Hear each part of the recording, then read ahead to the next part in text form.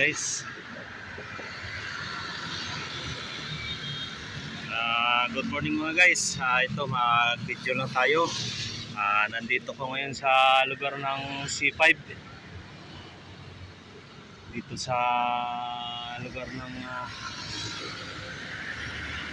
ito bali yung extension ng line 1 LRT line 1 galing sa Baclaran. Yung dulo nito dito sa may lugar ng Manoyo, dito sa may Manoyo, dito sa may Las Piñas. Siguro malapit na to mag-operation, kasi sa tingin ko mayroon ng mga kable na mga naka-install sa taas. Ayan mga guys, ayan makikita nyo. Doon sa bandang yan, doon yung station yan, malapit sa SM Bikutan. Ayan, ay SM SM Sukat, hindi pala Bikutan, SM Sukat. Ayan, doon sa bandang dulo na yan, SM Sukat yan. Bali ang dulo niyan doon banda.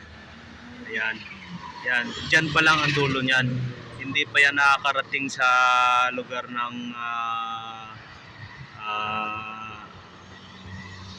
Cavite, katulad ng sinasabi ng iba na hanggang Cavite na raw yan. Hindi pa po, para sa kaalaman ng karamihan, yung para sa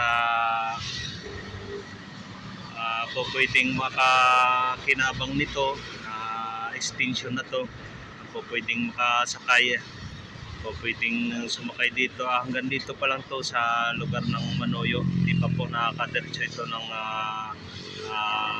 Cavite. Siguro malapit na ito mag-operate.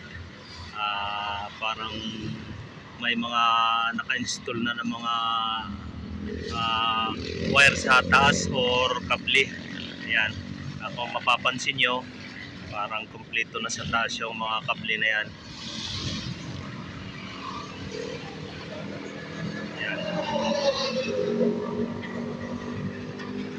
Ayan.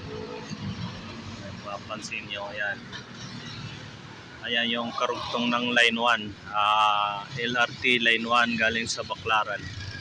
Papuntang ano pa lang ito, dito pa lang to sa may Manoyo yung dulo. Ayan pa lang. Ayan doon.